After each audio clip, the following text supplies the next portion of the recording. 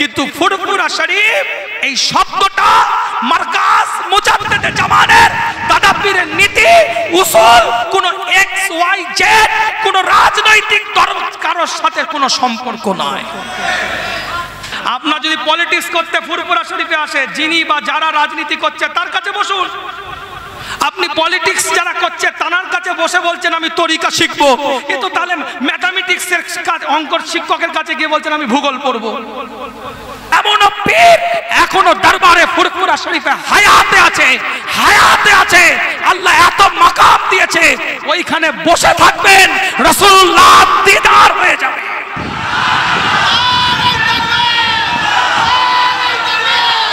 খোদার কসম বলছি, আল্লামা রুহুল আমিন তৈরি হয়ে গেছে, নেসারউদ্দিন তৈরি হয়ে গেছে, ডাক্তার শহীদুল্লাহ তৈরি হয়ে গেছে, সুফি আব্দুল মাহমুদ তৈরি হয়ে গেছে। আপনার বাচ্চাও ওলি হয়ে ঘরে যাবে।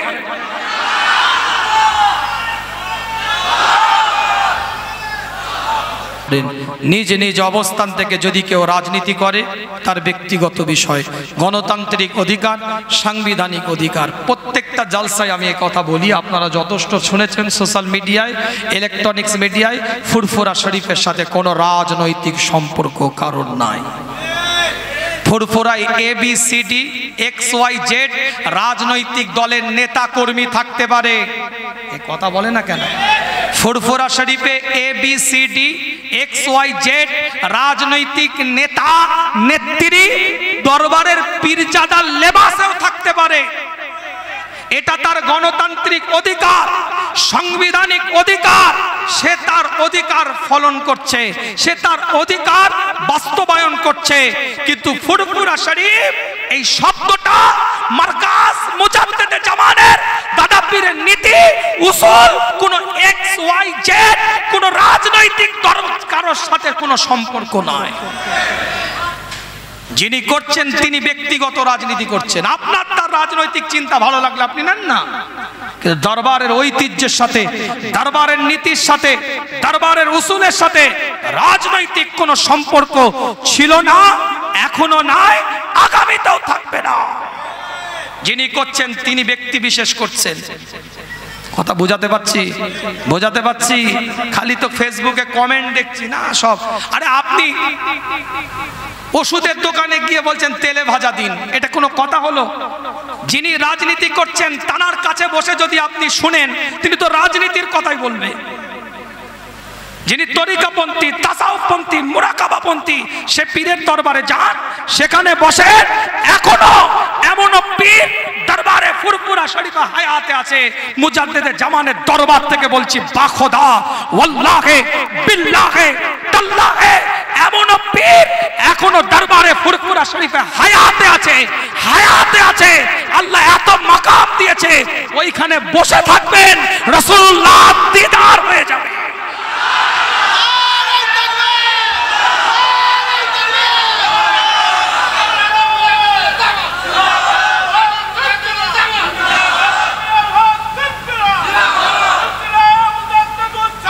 আপনি জাননে, আপনি বসেন নে, যার কাছে গেছেন, জানার কাছে গেছেন, যে লোকের কাছে গেছেন, তার চরিত্র আপনি বুঝেছেন, আপনি সেটা দরবারের দিকে আঙুল তুলবেন কেন? কোন অধিকারে তুলবেন? তাসাউফপন্থী পীর মাশায়েখের কাছে এখনো যান, তরিকাপন্থী মানুষের কাছে যান, ইলমে বাতিনের কাছে যান। যে যেটা করছে সেটা বলবে, তার অ্যাঙ্গেলে তো সেটা কথা হবে। আপনি সেটা যদি নিতে যান তাহলে তার কাছে বসুন। আমি কথা কিছু বুঝতে পারছেন না? আমি কারো বিরুদ্ধে নয়, কি আমার কথা কি কারো বিরুদ্ধে মনে হলো নাকি? আপনার যদি পলিটিক্স করতে ফুরফুরা শরীফে আসে, যিনি বা যারা রাজনীতি করছে তার কাছে বসুন। আপনি পলিটিক্স যারা করছে তার কাছে বসে বলছেন আমি তরিকা শিখবো, কিন্তু তাহলে ম্যাথামেটিক্সের অঙ্কর শিক্ষকের কাছে গিয়ে বলছেন আমি ভূগোল পড়বো। পাগলের মতো কথা গেল না? যিনি বা যে বা যারা রাজনীতি করছে, আপনার রাজনীতি পলিটিক্স ভাল লাগে, যান আপনি তার কাছে বসুন, আমি বিরুদ্ধে তার নয়। কিন্তু আপনি তরিকা, তাসাউফ, ইলমে বাতিন, মুরাকাবা, মুশাহিদা, তাজকিয়া নফস, সুফিজমের মারকাজ এখনো দরবারে ফুরফুরা শরীফে জিন্দা আছে, জিন্দা আছে, জিন্দা আছে। তরিকাতে চশমা চোখে দিয়ে তাকান, ইলমে বাতিনে চশমা চোখে দিয়ে তাকান, রাজনৈতিক চশমা চোখে দিয়ে নয়। ইলমে বাতিন বাতিনের চশমা চোখে দিয়ে তাকান, তাসাউফের চশমা চোখে দিয়ে তাকান, তরিকতের চশমা চোখে দিয়ে তাকান, চিশতিয়া, কাদেরিয়া, নকশবন্দিয়া, মুজাদ্দিদিয়া তরিকতের চশমা চোখে দিয়ে তাকান। খোদার কসম বলছি, আল্লামা রুহুল আমিন তৈরি হয়ে গেছে, নেসারউদ্দিন তৈরি হয়ে গেছে, ডাক্তার শহীদুল্লাহ তৈরি হয়ে গেছে, সুফি আব্দুল মাহমুদ তৈরি হয়ে গেছে। আপনার বাচ্চাও ওলি হয়ে ঘরে যাবে।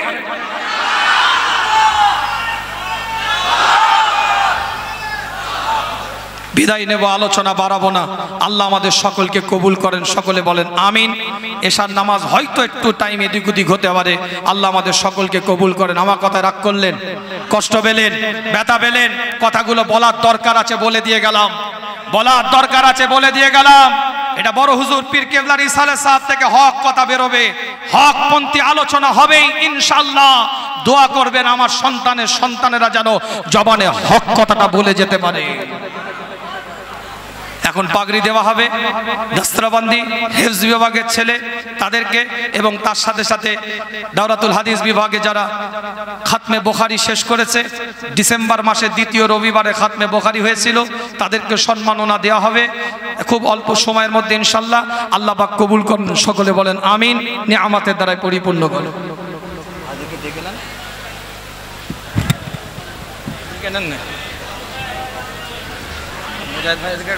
পাঠিয়ে দাও।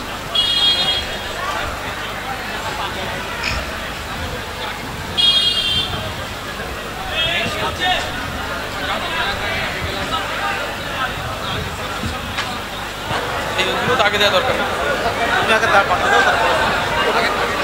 আগে পাঠিয়ে দেন, আগে ওই হ্যাঁ। হ্যালো হ্যালো হ্যালো হ্যালো, এখানে নাম নেই, তাহলে দিয়ে দেন। প্রথমে এগুলো দিয়ে দিই। আমাদের মাদ্রাসার পক্ষ থেকে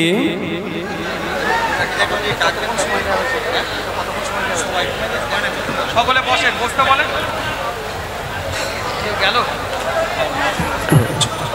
এখন আমাদের পাগড়ি প্রদান অনুষ্ঠান শুরু হচ্ছে। 2024 শিক্ষাবর্ষে মাদ্রাসার ইতিহাসের প্রথম দাওরাতুল হাদিস ফারেক হয়েছেন যে আমাদের যে 5 জন কৃতি ছাত্র তাদের, এবং মাদ্রাসার হাফেজ বিভাগ থেকে যে 4 জন ছাত্র হাফেজ হয়েছেন তাদেরকে পাগড়ি প্রদান করা হবে। এছাড়াও মাদ্রাসার পক্ষ থেকে কয়েকটি পুরস্কার ব্যবস্থা করা হয়েছে। সবিউল্লাহ দিদি 2024-25 শিক্ষাবর্ষে আলিম পরীক্ষায় হয়ে গেছে। 2024-25 শিক্ষাবর্ষে আলিম পরীক্ষায় সর্বোচ্চ নম্বর প্রাপক ছাত্র শেখ আফিফকে পীর আব্দুল হাই স্মৃতি পুরস্কার প্রদান করা হচ্ছে। মোহাম্মদ আফিফকে একটু সামনে আসার জন্য অনুরোধ করছি। পুরস্কার প্রদান করছে মুফতি মসিউর রহমান সাহেব।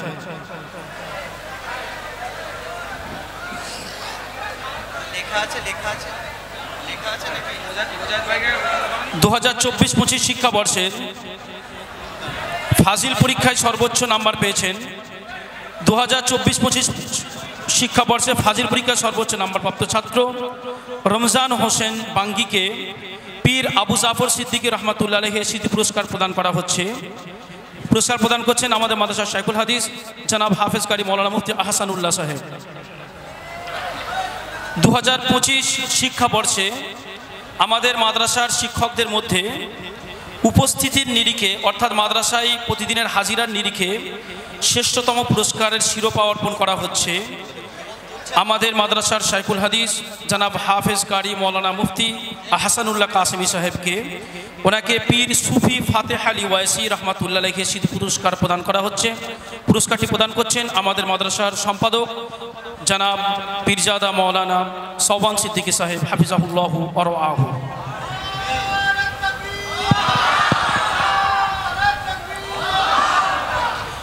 এখন আমাদের মাদ্রাসার ইটুবাদের নামগুলো বলো মাইকে।